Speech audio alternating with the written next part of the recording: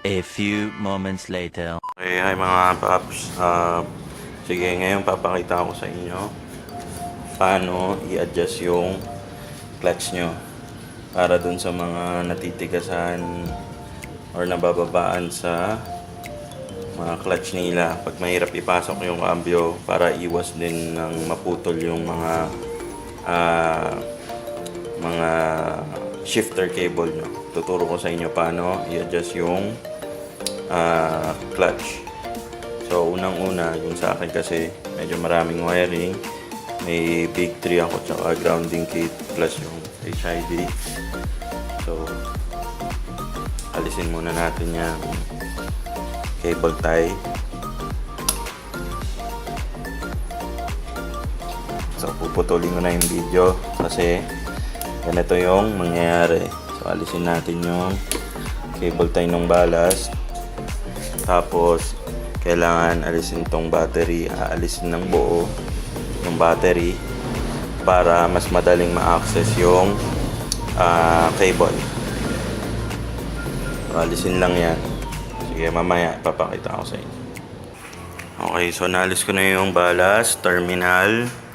Tapos merong bracket tong battery dito sa gilid. Yan, size 12. Alisin natin. Actually, naluwagan ko na to. Yan. Alisin nyo yung bracket. Ito. Tapos, alisin na natin yung battery. Yeah!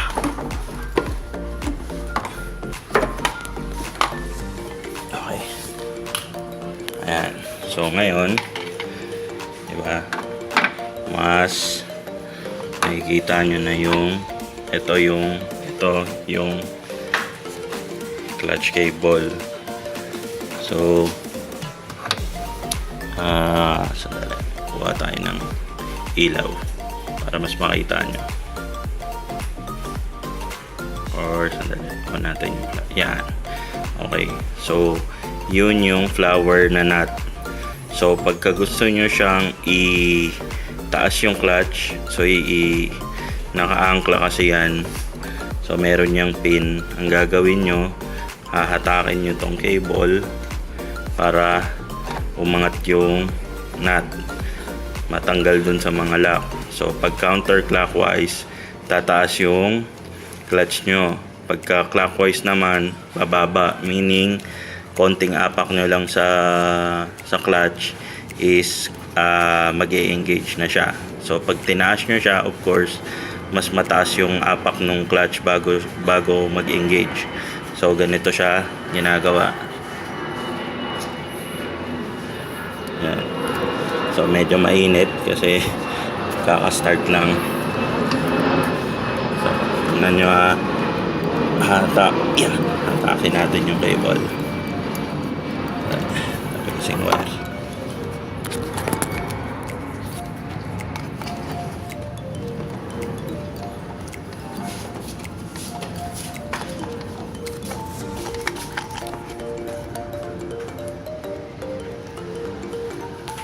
Yan. Okay. So hatakin ko yung cable.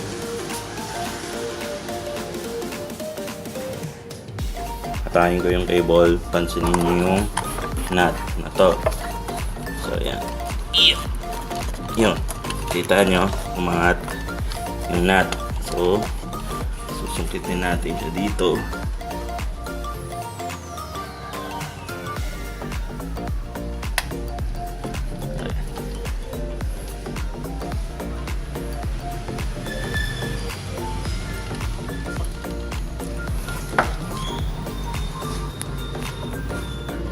So yan, kailangan yung hatakin yung clutch.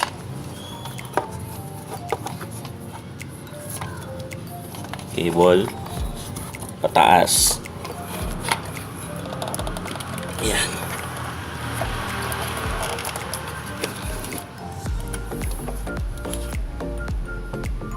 Hindi ko makita kasi nagsushooting tayo. So yan yung flower nut. Medyo marami kasing nakaharang, hindi ko makita. Pero basically, ganito lang yung gagawin. Hihilahin yung cable pataas. Try natin na makikita nyo. Yun. So pag tumaas na siya, yun.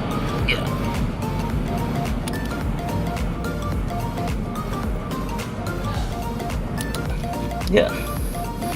So, make sure lang na lalapot siya sa dock. Yan. Okay.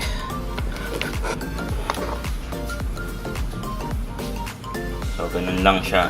Kadali. Actually, hindi siya madali. Nahirap siya. Nahirap. Check lang natin. So, bago natin ibalik, paka natin yung clutch. Tingnan natin kung hindi nag-lock yung cable.